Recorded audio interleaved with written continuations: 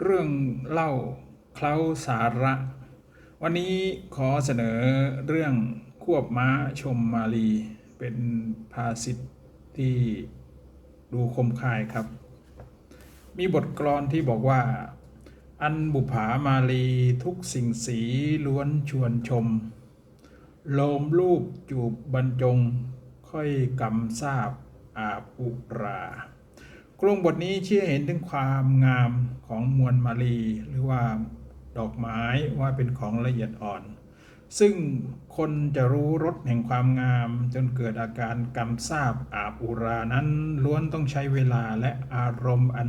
สุนทรีในการเชยชมจึงจะได้อารมณ์อันละเมียดละไมจาก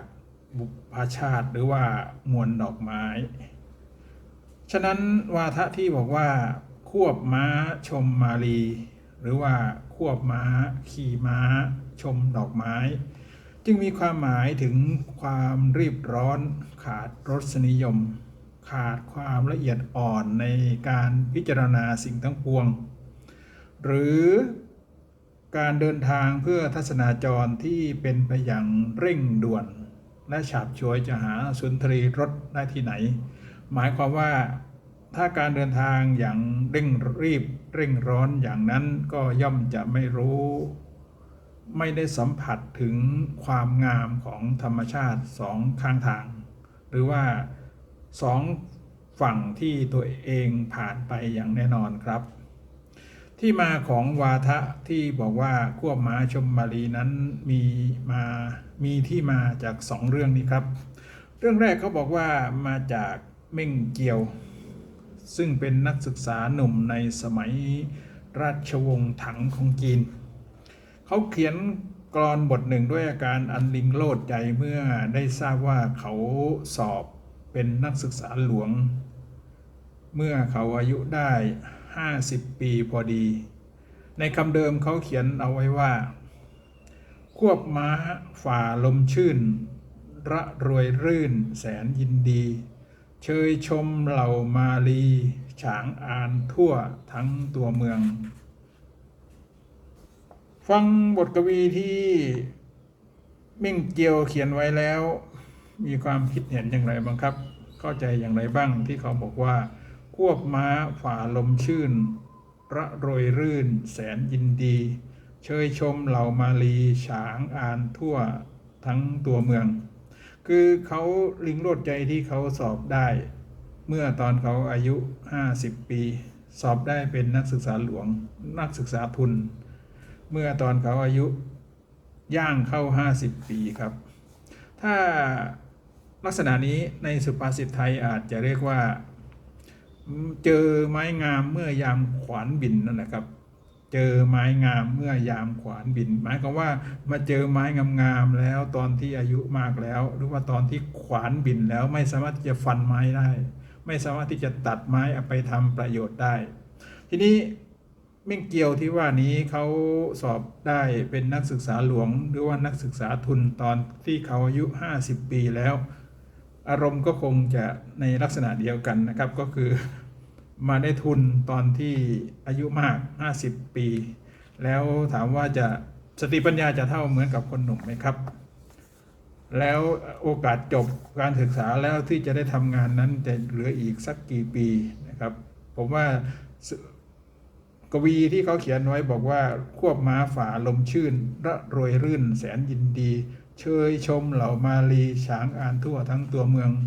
นี้น่าจะเข้ากับสุภาษิตไทยที่บอกว่ามาเจอไม้งามเมื่อยามขวานบินนั่นแหละครับส่วนอีกเรื่องหนึ่งที่เป็นที่มาของเรื่องควบม้าชมมาลีก็มาจากเรื่องที่เกิดในสมัยเดียวกันคือสมัยราชวงศ์ถังครับเขาบอกว่ามีชายหนุ่มคนหนึ่งชื่อกุ้ยเหลียงชายหนุ่มคนนี้เป็นคนพิการขาข้างหนึ่งรีบเวลาเดินต้องเดินกระโปกกระเพกกับเดินขาเป๋พูดง่ายๆนะครับแต่ถึงอย่างนั้นเขาก็ยังมีความปรารถนาที่จะได้หญิงงามมาเป็นภรรยากุ้ยเหลียงนี้ก็เลี้ยงดูบิดามารดาจนบิดามารดาเสียชีวิตไปนะครับก็ยังหาสาวงามที่หมายปองไม่เจอนะครับวันหนึ่งกุ้ยเหลียงจึงได้ขอให้เพื่อนคนหนึ่งไปเสาะแสวงหา หญิงงามที่พร้อมจะมาเป็นภรรยาเขาและก็ไหว้วานให้เพื่อนเป็นแม่สื่อแม่ชักหรือว่าพ่อสื่อพ่อชักให้เขาด้วย เพื่อนของกุ้ยเหลียงคนนี้เป็นคนที่ขี้เล่นสักหน่อยครับวันหนึ่งเพื่อนคนนี้ไปพบหญิงงามตามที่เพื่อนหมายถึงว่ากุ้ยเหลียงร้องขอนั่นแหละแล้วก็ได้ชี้บอกหนทางเส้นทางที่ให้กุ้ยเหลียงไปดูตัวเองไปดูหญิงงามคนนี้ด้วยตัวเองนะครับบอกแผนที่วาดโลเคชั่นให้นะครับถึงเวลาที่นัดหมายกุ้ยเหลียงก็ขึ้นขี่ม้าไปดูตัวเจ้าสาวกุ้ยเหลียงขี่ม้าผ่านไปถึงหน้าบ้านเจ้าสาวในขณะที่เจ้าสาวนางนั้นรู้ตัวแล้วก็รีรออยู่หน้าบ้านในมือเธอถือดอกไม้ขึ้นมาพอเจอหน้าหนุ่มกุ้ยเหลียงเขาบอกว่าตอนนั้นนางก็เกิดไอขึ้นมาเกิดจามขึ้นมาครับนางก็เลยเอาดอกไม้หรือว่าเอาผ้าเช็ดหน้าปิดปากครับหนุ่มกุ้ยเหลียงเห็นแค่นั้นแหละก็รู้สึกว่าพึงพอใจในรูปร่างของหญิงสาวคนนี้เห็นหญิงสาวคนนี้โดยนั่งดูจากหลังม้าครับเห็นรูปร่างหน้าตาปากคอคิ้วคางหน้ารักหน้าเอ็นดูไปเสียหมดทุกอย่างกุ้ยเหลียงเห็นอย่างนั้นก็ยังไม่ได้คุยกันครับกุ้ยเหลียงเห็นเท่านั้นก็รู้สึกพอใจก็กลับมาบ้านแล้วก็ไหว้วานเพื่อนคนเดิมนั่นแหละครับให้ไปเป็นพ่อสื่อไปสู่ขอให้ครับฝ่ายเจ้าสาวเมื่อรู้ว่าหนุ่มกุ้ยเหลียงมาดูตัวแล้วก็รู้สึกพอใจนางเห็นหนุ่มกุ้ยเหลียงขี่ม้าอย่างองอาจสง่าผ่าเผยนางก็รู้สึกชอบหนุ่มกุ้ยเหลียงเหมือนกันพิธีแต่งงานก็ถูกจัดขึ้นอย่างรวดเร็วเพราะว่าตามความปรารถนาของหัวใจของชายหนุ่มและหญิงสาวทั้งสองหญิงสาวก็ชื่นชอบในความสง่าของชายหนุ่มก็ชื่นชอบในความงามของหญิงสาว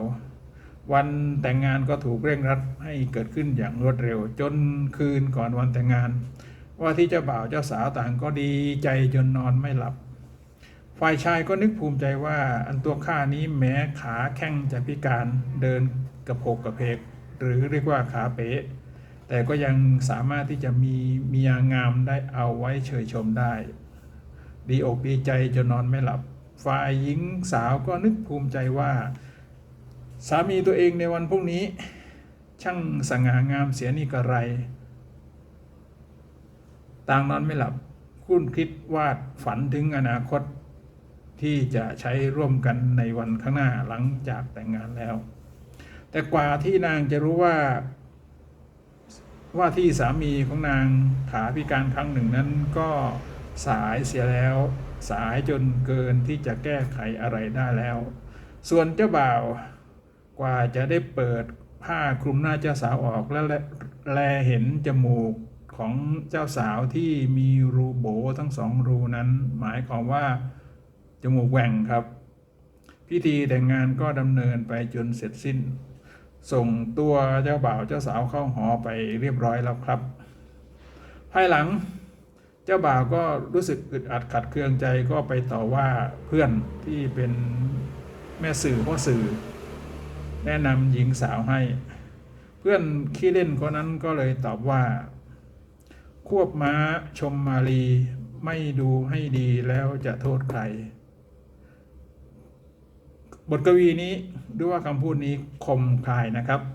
ควบม้าชมมาลีไม่ดูให้ดีแล้วจะโทษใครความหมายของบทกวีนี้หรือว่าวาทานี้ผมว่าชัดเจนน่าจะไม่ต้องอธิบายครับหรือว่าอยากจะให้อธิบายก็ฝากพวกเราในห้องนี้ว่าช่วยกันอธิบายด้วยว่าความหมายของคำว่าควบม้าชมมาลีไม่ดูให้ดีแล้วจะโทษใครเน้นมันหมายถึงอะไรบ้างครับพบกันใหม่คราวหน้าครับอย่าลืมฝากกดไลค์กด Subscribe กดแชร์กดติดตามช่องเรื่องเล่าเคล้าสาระไว้ด้วยนะครับขอบคุณครับ